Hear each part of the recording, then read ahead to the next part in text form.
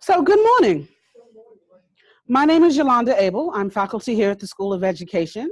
I am primarily affiliated with our Doctor of Education online program. I also teach in our Master's Studies of Education, primarily the Urban Ed concentration and theme.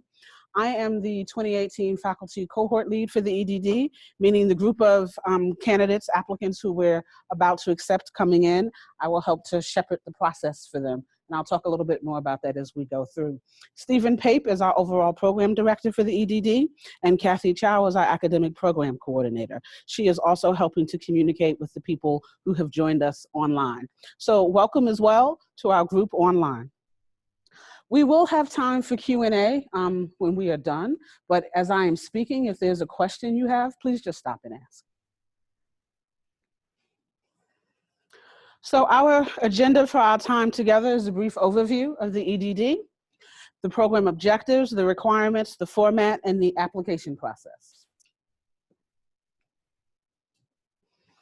So as a School of Education, we are very interested in the ways in which we are helping to make education a more viable and purposeful option for all learners. So in the context of having this online EDD, we are really looking at the ways in which technology, the science of learning, the emergence of the entrepreneurial leadership or the private sector in education can and does make a difference for the education of learners across the board.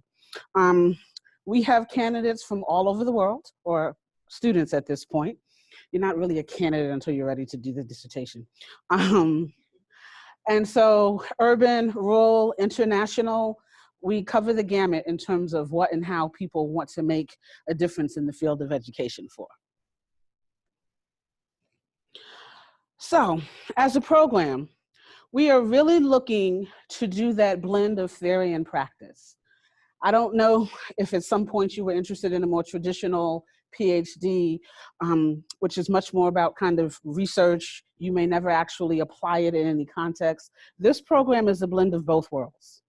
We are looking for you to understand the theoretical underpinnings and then to make some connections to your actual professional settings. What is it that you do, and how will understanding and knowing research help you do that better? So if any of you are classroom teachers or administrators or have been at some point in your career, on some levels, it's a lot like database decision-making.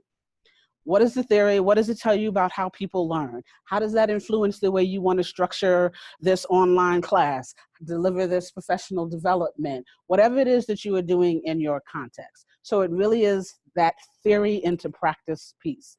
And even though you are all successful adults, because you wouldn't be sitting in this room if you weren't and wanting to pursue this doctorate, coming into such a program can be a difference in perspective and thinking, because it really is that theory. I had a student once who told me, I do so-and-so and such, but it's not because the theory says. I said, okay, but let's go back and think about the theory and make the connections on the underlying. I'm currently teaching the multiple perspectives in learning and teaching course right now. And students are doing exactly that, looking or identifying how practices they were doing have linkages and connections back to basic educational theory. When I say basic, I'm talking Piaget, Bandura, kind of the key aspects of how and why people learn.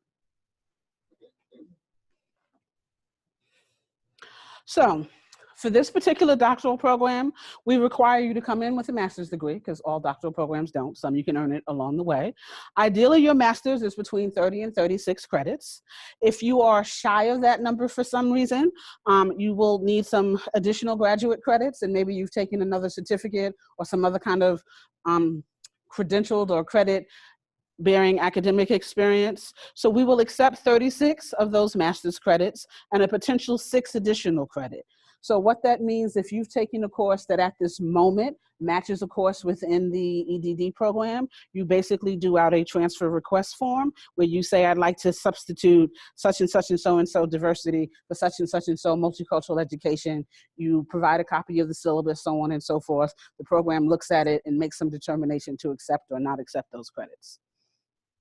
A minimum of 48 credits must be completed at JHU. So applicants in the past have had more than one master's degree. Some have already had a doctorate coming in to do the EDD. No matter what, you still must complete 48 credits with us.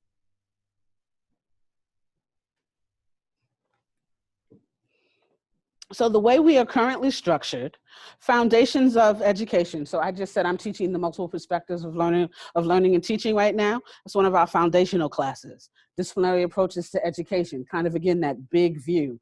Economics, anthropology, sociology, again, connected to education or learning.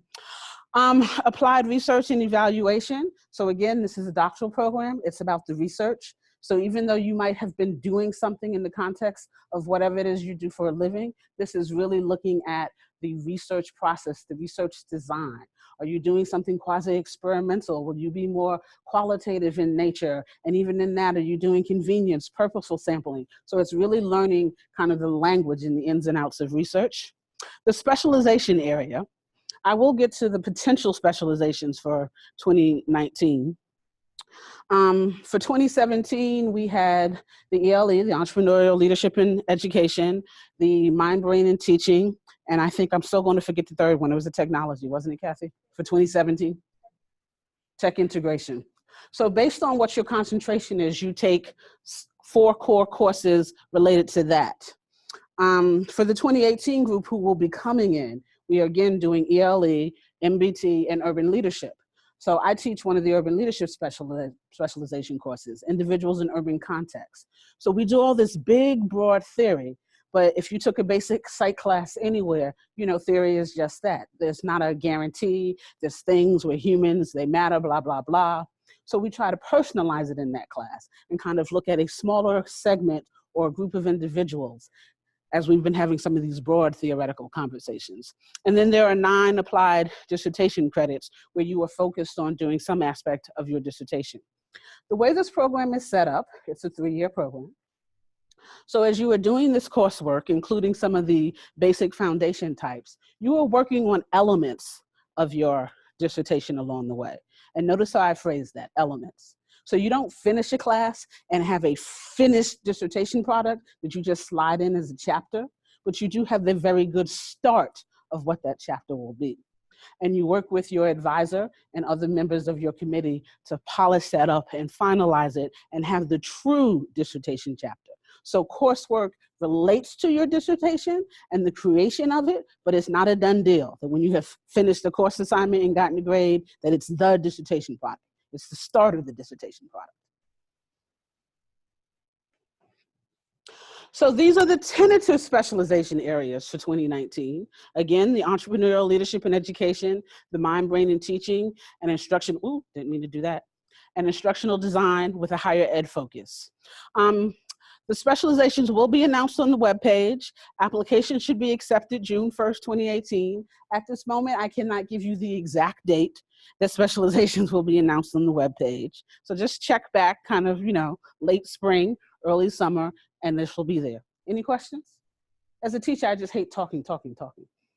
Kathy, any questions online? Okay. So, again, this is designed to be 3, oh, yes, sir. Do the specializations change? Yes. Yes, but with a caveat. You notice for the 2016, the 2017, we've offered entrepreneurial leadership and education. We've offered mind, brain, and teaching. Those 2 tend to stay consistent. Urban leadership is 18, so it won't be offered for 19, and it was not offered in 17. The tech that we offered in 17 was not offered for 18, and that version of the tech isn't being offered in 19 either. So there is some variation, yes.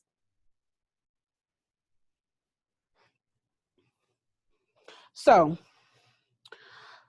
3 years is the structure or the design of the program, and we want you to be successful. So part of that is passing your courses. Well, you know, got to start someplace. We currently have an oral comprehensive exam.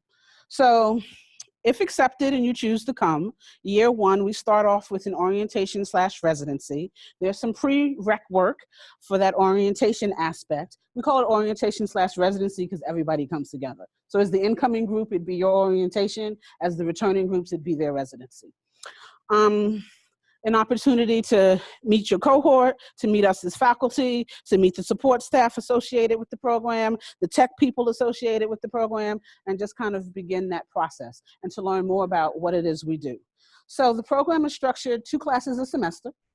That includes summer. And notice how I said you are creating the base of your dissertation products in your coursework, but they're not the same. So even though you're doing this coursework, you are also working with an advisor to kind of shape and shift. I said that I'm the 2018 cohort lead for the group that's coming in. So when they initially come in, I will be the advisor for everybody initially that first semester. And you have this lovely problem of practice. Myself and some other people in this program will look at those problem of practices. We'll look at the faculty and their areas of expertise and specialty. We will also look at the faculty load in this much that I had quite a few advisees previously. So for the group that came in 17, I didn't get any new ones. The group that comes in 18, I'll get some new ones. So we do all that balance. So the first year, second semester, ideally you have been assigned who your advisor will be for this program. And so even in the context of doing course assignments and coursework, there are built-in places and structure where you have conversations with your advisor. You share your thinking around your POP. You share your thinking around your course assignments, and they give feedback. And the intent behind that, so it is intentional, is that what you're doing in the class really is that foundation for the dissertation piece. So there's less to kind of recraft and change, but you will recraft and change. I tell my advisees that they are not done until their dissertation has been accepted by the library as that final step. That's when you're done. So this is definitely a process of evolution and revision, and that can initially be a struggle for some of us who are successful because we want to do it and it's done, but that's not what this program is. You will revisit things and you will recraft and ideally make better over time. So that gets us through our first fall and spring. That summer, in addition to some coursework, you're doing dissertation credits and you're working on crafting your year 1 paper, which is taking 2 of your assignments from year 1 and molding it into, again, the start of chapter 1. It still won't be the final version of chapter 1. That will evolve and change as well. You'll come into your second year, more coursework, fall and spring. And around spring, you will be talking with your advisor about who else you want on your committee. We operate on 3-person committees. So your full-time advisor, who's a JHU faculty person or affiliate, and then you potentially have 2 others. The recommendation is usually another JHU faculty member, someone that has a methodology suit or capability, that's the area of specialty and expertise. And then the other person is someone who is, again, kind of related and knowledgeable in whatever your content area is. Y'all will pick a date. It usually happens at the end of summer, early fall, to do your comps. And I was saying comps are our oral exams, and basically you are demonstrating what you know. So you would have had 2 years of coursework at that point, and ideally we want to believe that you are a knowledgeable person in relation to education and education theory. So you will have the opportunity to come before your committee and answer what at this moment is 4 questions. The first question we do give out historically at orientation/residence, so you know that. The other 3 you do not know. So this really is about testing the breadth of your knowledge and the synthesis of your knowledge. Because again, you're earning a doctoral degree at this point. So it's not just about kind of the basic A, B, but how do you kind of do A, B, C, D, E, F, and G, and how does that translate into P, Q, R, S, T, U, V? So it's kind of that sophistication of thought that we are looking for in your orals. And they do matter. So the other thing that is happening simultaneously, again, this is a 3-year program, and simultaneous within a range, so not simultaneous literally at the same time, is your dissertation proposal, where you are proposing the idea of what it is you want to do for your intervention. However, if you cannot start your intervention until you've passed comps. So comps really is a benchmark. It is a marker. So even in the context, if you and your advisor decide you'll do your dissertation proposal first for some reason, until you've passed comps, you still can't start that study. Sometimes people don't pass comps. So you have one opportunity to not pass comps, and you'll have an opportunity to retake. And we really, really hope that you pass it on that second time. If you don't, you are no longer in this program. So comps matter. That's not to stress you out and think, oh, you know, from the get-go, but as you are doing all this reading, because it's a lot of reading. Again, I don't know you, personal circumstances, but it really is taking out that time to do your reading, to do your reflection, and to think about the application. Because again, it's just not the regurgitation of the theory. It is the theory into practice. So when you walk in this door as a student, comp should be in the back of your mind, but not the forefront in your worry, just in terms of how you're studying, how you're organizing, how you are saving material so that you can go back and look at them and access them and they make sense to you. Because again, I said it's about the 2 years worth of studies you would have had at that time. And then we talked very briefly about your proposal defense for your intervention. So you will need IRB from Hopkins, and if you're in a school system or something like that, you will need IRB from them as well. Certain companies or businesses might also have some kind of internal review process that basically wants to vet your research and make sure that you are doing no harm. That comes after the successful proposal defense. And again, you've been working over time, elements from your classes, conversations with your advisor and or other committee members.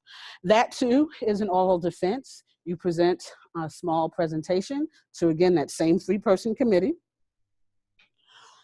They then will engage you in conversation because, again, you're earning a doctoral degree. So what is your ability to explain and defend what it is you are interested in doing and making an impact or a difference on or for or with? And ideally, the committee passes you. You do your IRB. Ideally, they approve, and you go into your data collection mode, which most likely happens in year 3 while you are still taking coursework.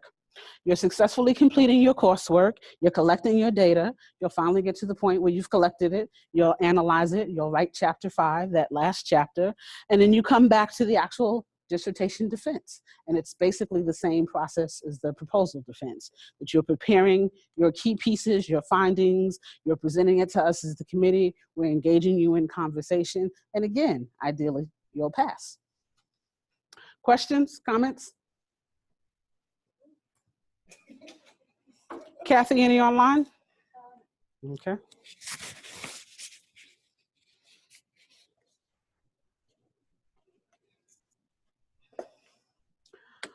So I alluded to the year 1 paper, which is you taking 2 assignments from your first year fall and spring semester courses and basically crafting it in conjunction with your advisor into the basis of your chapter 1. In that first semester, you are evaluating research, learning what makes good research. From a dissertation perspective, ideally you are interested in empirical research, somebody who quote unquote proves something in that causative sense, or someone who had a fairly high correlation and that there's some relationship that when you do A, B happens. So the first semester you're doing some of that and starting to do a literature review around your area of topic and interest, kind of what are people saying and thinking and doing and researching. And at this point, we are very interested in peer-reviewed journals. It does not mean that you can't read books or that you can't have more informational op-ed type things that are in your thinking space of your mind, but these assignments are really about peer-reviewed journal articles, leading into the annotated bibliography first semester, leading into the second semester, your literature review, which again becomes the basis of your chapter 2. So your coursework really is designed to support the development of your dissertation over the course of these 3 years. And at the end of that second year, ideally you have chapters 1 through 4 done, which is what we use for the dissertation proposal. So basically you have introduced your problem to us. You have told us why it's a problem based on the literature and or personal experience. You have investigated, broadly speaking, underlying factors and causes associated with that problem. Chapter 2. Chapter 3, excuse me, you have then looked at intervention literature.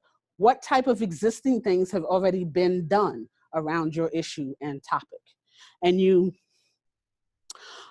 link that back to the needs assessment that's also part of your chapter 2 and what was present in your setting, and you make some recommendation or small pitch just as a closing argument of 3, but that leads you into 4, which is basically your proposal chapter.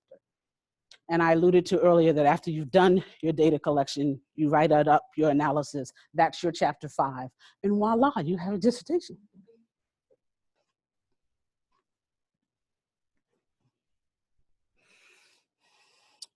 So the dissertation is the most critical.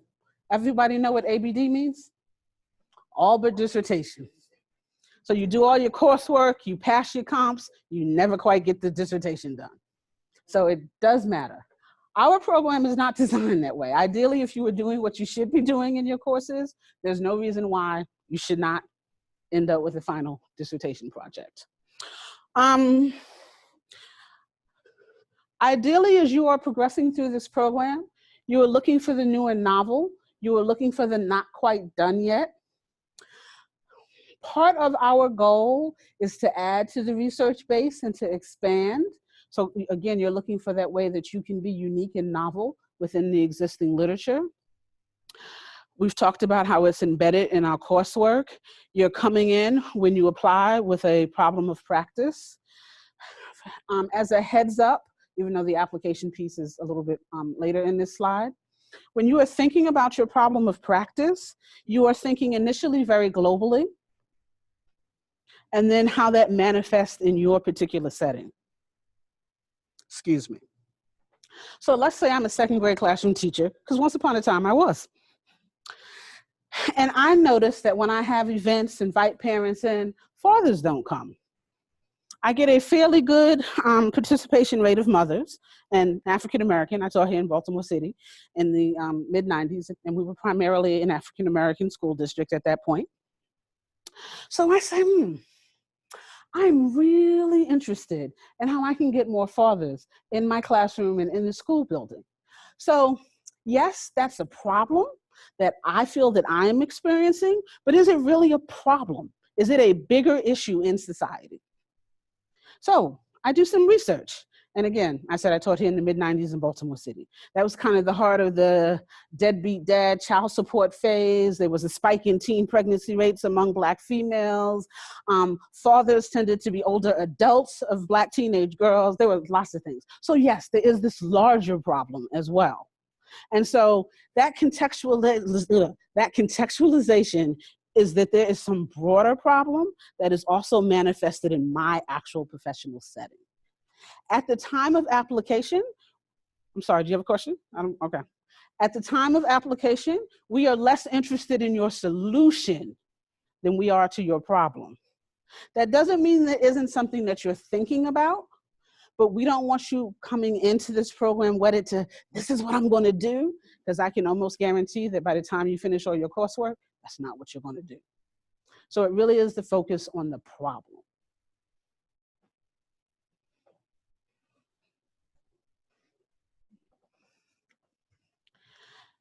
And we like to think that we are helping to create the change agents needed for today and tomorrow's success. So again, how are you doing that change? How is it making a difference?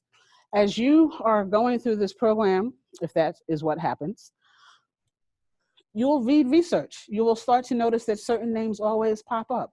If you're into urban education, which is my thing, you know, Gloria Ladson-Billings, culturally responsive education. There's very little I can read that doesn't include her or reference her. So kind of what is potentially your contribution? I also don't know what any of your future career goals might be when you finish this program, if this is what you do. But if you're staying in academia or even some kind of high-level consulting or something where publication can still matter, how will people then be citing your work or replicating your work? So you really are thinking about that aha in your work that might be new and novel and make a difference to the field of education. So these are examples of previous dissertation studies by students in this class. So example-based learning to develop information search skills in higher education in the Arabian Gulf. Again, we have students all over. HIV/AIDS infected young adults who are non-adherent with their medication. Education for Diversity, how to ensure teacher success in reaching culturally and linguistically diverse populations. Entrepreneurship in Escribo, an ed tech company in Brazil. I currently co-advise him. He is in the process now of doing his initial data analysis. He owns an ed tech company, and basically his company has developed a literacy game. And he did a randomized controlled trial. So if you do know anything about statistics and research, on some levels, he has done the gold standard in terms of being able to prove that this literacy game is what's making a difference in the phonological skills of early learners. He's focusing on kindergarten primarily. Fostering self-regulated learning at an independent school, advisement models to support community college student enrollment and completion. I sat on that person's committee. I was not the chair, and looking at ways in which utilizing faculty at community colleges can help better support students with their persistence and graduation, because community colleges have advisors, so on and so forth. But as faculty members who teach students who have other point places with them, this person was looking at ways that they could help students understand the process of what they needed to take plan-wise, if they wanted to matriculate to a 4-year when they finished their 2-year, and then business and education partnership models of endurance. So we take students who have interests or problems broadly defined, but linked back to whatever concentrations we're offering on that given year.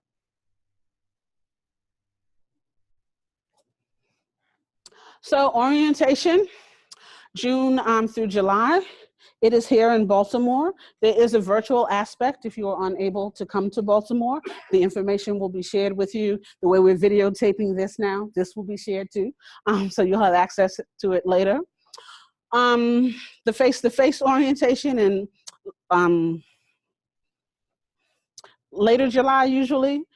Residency is 3 days at this moment, and we do a combination of things. There are times when all the cohorts are together. There are times that you are together specifically in just your cohort year, and there are times that you are matched with the cohort year above you, since they are the most recent people who are doing what you will do. And as we are starting to gather more alumni now, because we just started our first year in 2013, looking for ways to make that alumni connection. At noon, after I finish this, I'm actually hosting an alumni writing group for some of our alumni who are interested in turning their dissertation into a manuscript publication.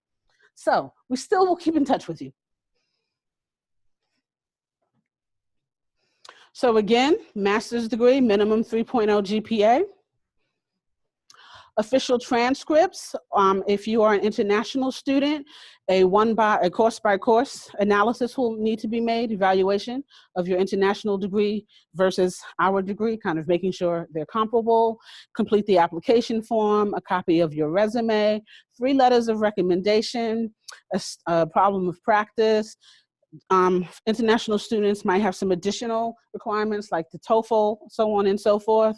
We have added an interview on demand writing sample to this past year, so that'll be a part of the process. Before I move on from this slide, I want to talk about these letters of recommendation.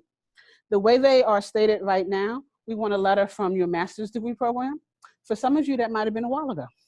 So who else knows you in a comparable type of academic setting? Again, have you taken a certificate? Have you earned maybe some kind of long-term professional development relationship with someone who basically can speak to your intellectual capability and curiosity, if you will?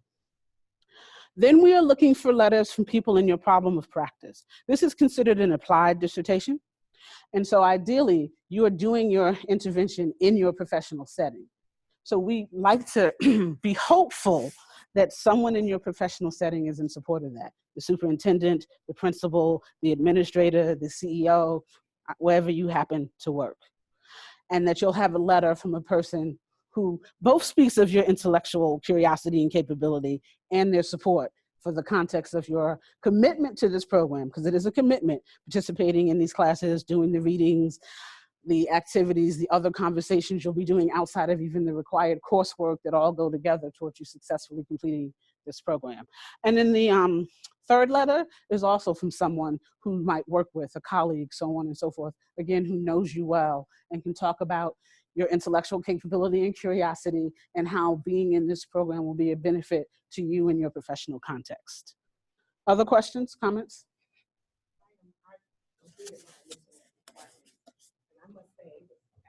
Mm-hmm. Thank you. I'm waiting now here, but it was very easy to do. That online interview, and I like people, and I'm personable, and I speak in front of groups. I'm a therapist. That was very interesting. Because you're looking at, I was telling someone I met today, you're looking at their dot. You do it at home on your own laptop or wherever, so you don't need to go anyplace special. It's cool. Yeah. Even though they give you pay attention to practice, mm-hmm. and that dot go green, it's a little interesting, but it was well done. Very well. Thank you. We like to hear that, right, Kathy? Especially Kathy. She put a lot of effort into the, especially the interview part, and Kara, yes. Well, they're here today. We can tell them before you leave. Any online questions or comments?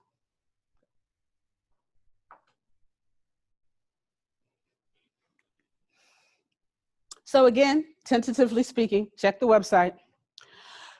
December 31st, 2018, the online application, the complete by date, it'll be available before that. The last date to start an application, I guess I need to be more exact in my language. By January 15th, you should support all your materials. That is not necessarily for you. Ideally, you'll meet that December 31st deadline, but you can't always control whomever you've asked to write your letter of references. So we give a little extra time. So they'll be in by the 15th.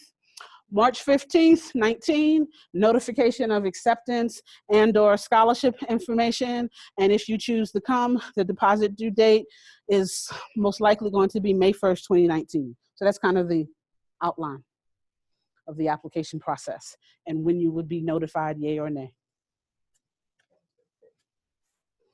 Well, sometimes it is nay, so you know.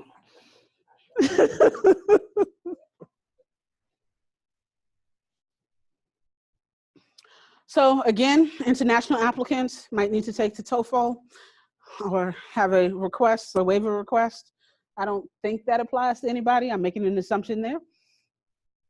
This is our Office of Admissions information. I do have cards, which I am more than happy to distribute if people would like to contact me for additional information or concerns. Just kind of pass them. Thank you. And I really want to say this is my last slide. So, questions?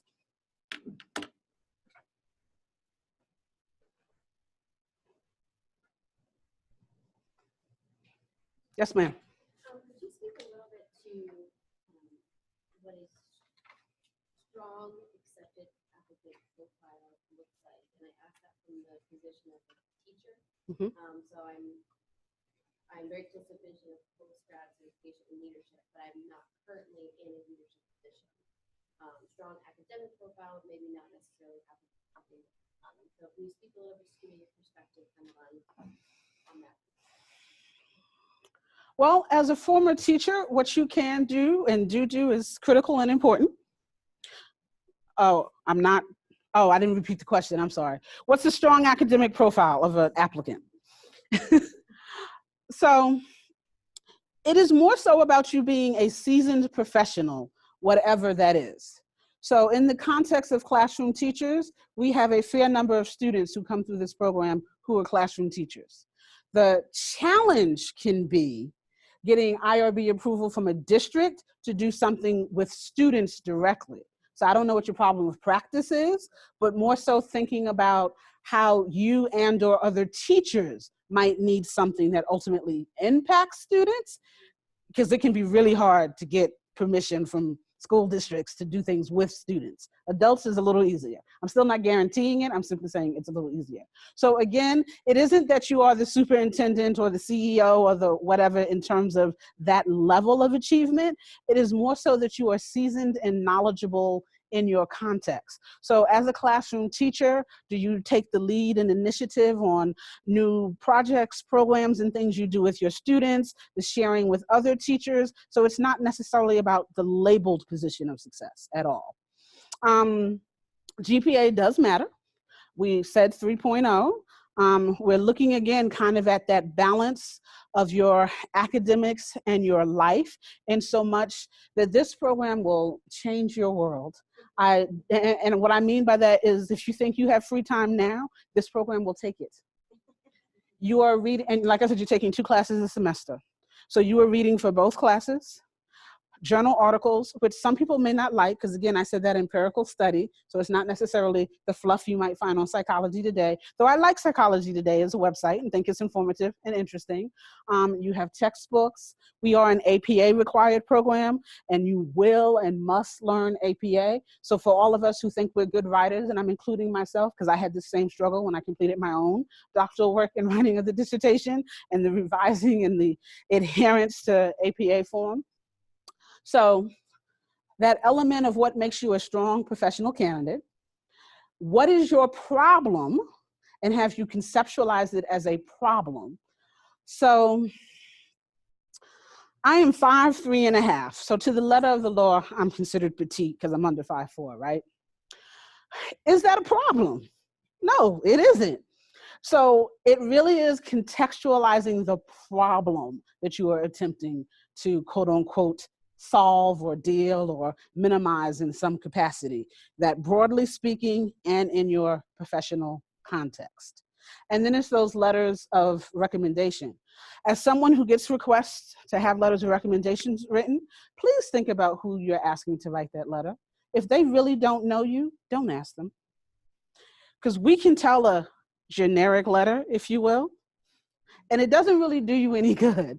So seek out those persons who know you well, even if it is maybe that colleague next door who can, again, attest to maybe collaboration y'all do, the comments they hear that students say about you. And I'm just kind of on the teacher example because she identified herself as a teacher. So really pay attention to who you ask to write those letters. And I think that will give you a strong application. So the question is, are applicants who are not in traditional education roles considered coaches, consultants, and some other things I don't really remember? The answer to that is yes. The key, however, again, is how are you structuring that problem back to whatever concentrations that we are offering. We had a gentleman who worked for the NCAA, and he was interested in keeping his students eligible from an education vantage point. We've had a few educational consultants who have been in this program. One was the person who was interested in that HIV, AIDS, and making sure you took their medication. So really it is the framing of your problem. This is a school of education. This is a doctoral program that was developed by people who have an education lens, even if they don't necessarily have a quote unquote education degree, because some people might have a policy degree, a developmental psych degree, but we have an education lens. So I say that to say that the program is framed that way, but you don't have to quote unquote be a P-12 teacher or administrator to be a student in this program. The question is, where does the graduates of the ELE go professionally upon completion? Truthfully, most people who come through this program are not looking necessarily to switch their jobs. They are looking to earn a doctorate and to add that enhancement to their current position. So people are not necessarily going anywhere. In the case of the guy in Brazil, the one who I said I currently co-facilitate, he's looking to go and expand his company. He's not looking, because he's an ELE concentration student. He's not looking to go anyplace differently. He's looking to have a different level of conversation with other academics in his country, because he's interested in academic games. In addition to the literature, his company does math games too. So most people aren't really interested in transitioning in that respect. There are some who are interested in transitioning to higher ed, and that's a different skill set. It's one of the reasons we're having this lovely writing group that's happening at 12 o'clock, basically. So people really, for the most part, are not looking to go someplace differently. How many years of professional experience does the program look for? I can't quantify that, in that we have not been anywhere that you had to have worked 5 to 7 years. So it really is about what you have done and accomplished. Some people, I think, are super energetic. I don't consider myself one of those people, and seem that they can cram a lot into a few years, if you will. So it really is about the breadth of your experience. It's not about a set number of years. Yes, sir. Do the electives change year to year based on the specializations that are being offered? Yes, in the sense that if we aren't offering the tech concentration, there's no reason to offer the tech specializations. This year for the, yes, I didn't repeat the question. Do the electives change every year? So I said yes, in the sense that if we're not offering a tech specialization, we don't offer the tech concentration courses. The way this program was originally structured, it was very set in that this is when we offered this course, you took it at this point. This year, for the 2017 cohort, is the first time they have true electives, if you will. And there are 5 of them, I believe. And I'd be lying if I said I remembered the name of all 5, because I don't. And there's some choice and variation. One of them is on professional development, because quite a few people who come through this program as school-based people, again, focusing on teachers, because we usually can't do things for the students, have a professional development kind of mindset or model through which they're approaching their lens. So there is some change and some variation, but between you and your advisor, you will know well enough when you come in kind of what the broad plan is of what's being offered over the course of your program, and you can pick and choose what best fits your needs. And that light is really hot.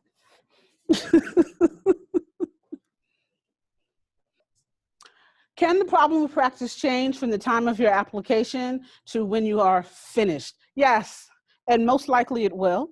Even though I said earlier that we are interested in the problem piece and not necessarily the solution, quite a few applicants focus on a solution or might slightly misinterpret what their problem is. This is not a dissertation type story, but from when I still used to teach psych classes, we had this an example. You manage a building and your tenants are complaining that the elevator is too slow. What do you do? I really want some answers. What do you do?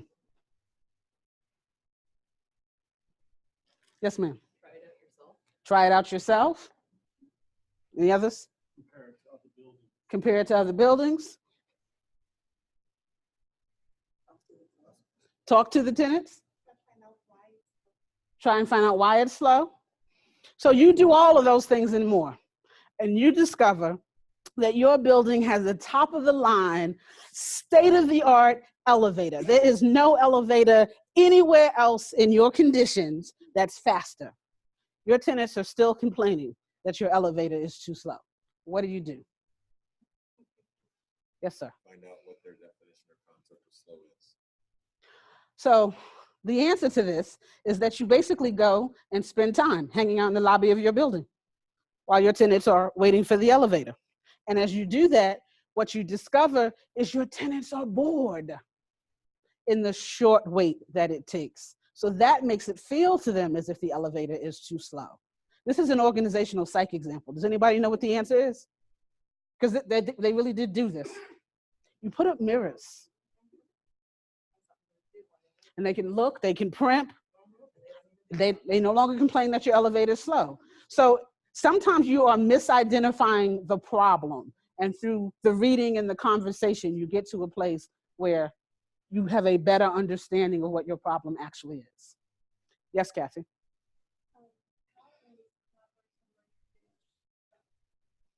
How is collaborative learning throughout the program? For the most part, your core classes and even the specialization classes follow a 2-week session, meaning you have a week in which to read, if you will, and a week in which to respond and engage in online activities.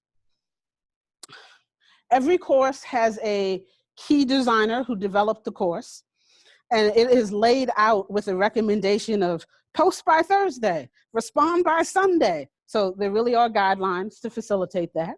We also tell you when you are doing something individually, so to speak, meaning your kind of own original post and or a response to someone else's post, as well as when we are putting you in a team and expecting you to coordinate with others. And again, we have people all across the world.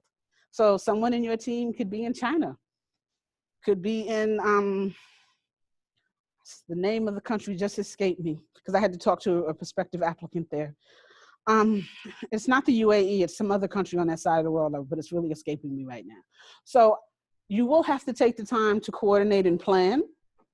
There is a student Facebook group that the students kind of facilitate. One of the benefits of physically coming to orientation / residency, if you can manage it, is you get to really know people, and you might connect with somebody that's not in your class, but y'all are taking the same classes. So that might become your study partner or share buddy. So it is a part of the planning and design, but again, we give you advance notice of when that type of situation is occurring.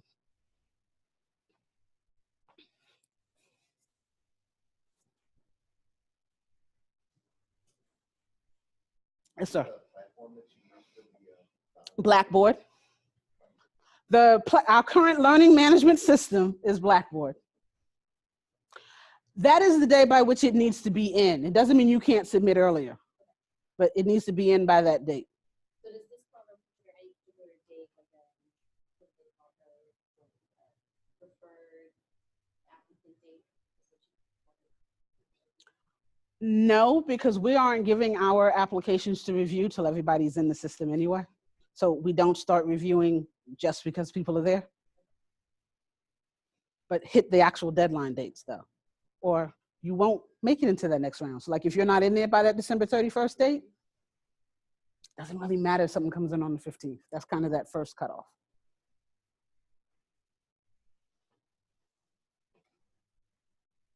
Yes, sir. Are there certain specifications that the computer should have other than being able to support Blackboard, obviously, but I don't know. Are there certain specifications the computer should have? Ideally, you'll have some kind of webcam so that you can see and talk to people. Google Hangout, we use Zoom a lot as a platform for doing both sync sessions in classes as well as sync sessions in general. We really do try to support you as a group of students. So we'll kind of have cohort-wide sync sessions where we might talk generically about the comps or about whatever, or the research faculty might want to talk to you about design. So it is nice when, again, you can see people and put a face, not an obligation, because even people who have webcams sometimes just don't open it, and you stick that generic picture up. I am not a techie specification type person, so I can't sit here and talk megahertz this, because that's not who I am. But ideally, you just need to be able to have enough space to do your work. I am also old enough that I still like hard copies of articles, so I'm printing things out still. Some of you are much more electronic savvy and will save everything electronically and make your annotations and EndNote and other things. You need the space and the bandwidth if you want to keep everything electronic. And on that note, you should back stuff up. The cloud will be like your favorite friend. You should even put it in multiple clouds, even though they won't collapse, but you know. I've lived long enough that I've had some computer hardware crashes and I've lost everything. So yeah.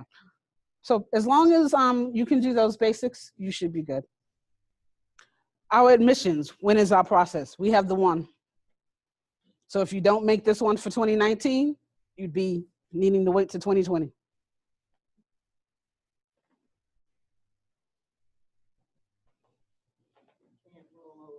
Can't get accepted and say I'm not coming. We no longer defer, so no deferments. You get accepted and you either choose to come or you choose not to come. If you choose not to come and change your mind in the future, you need to reapply, and you may or may not be accepted that second time based on the breadth of the applicant pool during that second admission. It's not a guarantee that just because you were accepted once, you'd be accepted again. I didn't repeat the question? Oh, okay. I remember last year it was asked, if the burden proves to be too big for 3 years, either financially or for the amount of work to put in, is it possible to take it for longer or to put it on hold? So if for a multitude of reasons, you have a challenge completing this program in the 3 years designed, can you slow it down? The answer to that is yes. It has real consequences, in so much that, and Kathy, correct me if I'm wrong, but they need to be registered for at least 6 credits to be eligible for financial aid, correct? 4.5, okay. So if you drop down to 1 class, it impacts your eligibility for financial aid. Also, depending on what your concentration is, it might impact the sequence of when your courses are available.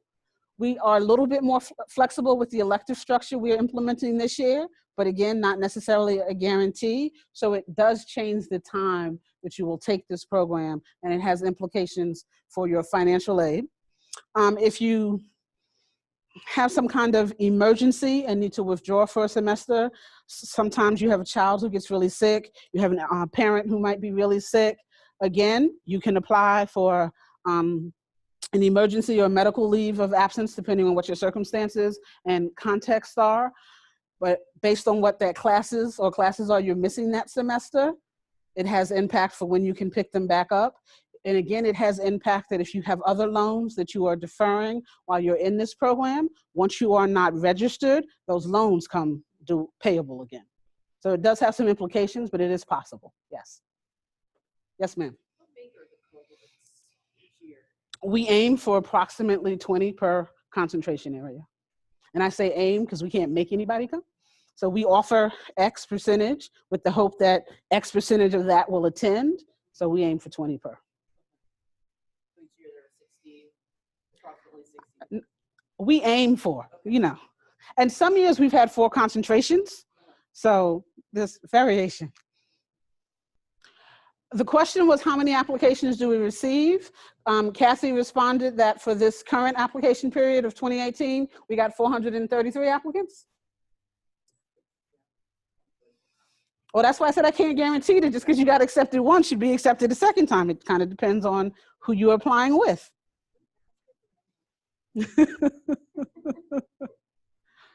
Any other questions, comments? Last online call? Last, you remember any calls from the past or questions? You do have my card. I am much easier to reach by email. I almost feel like I live in my email than I am by phone. But if you call me and I'm not in my office, leave a message. I will return your call. And I'd like to officially close out our session and our time here together. I hope everyone enjoys the rest of their day and their weekend.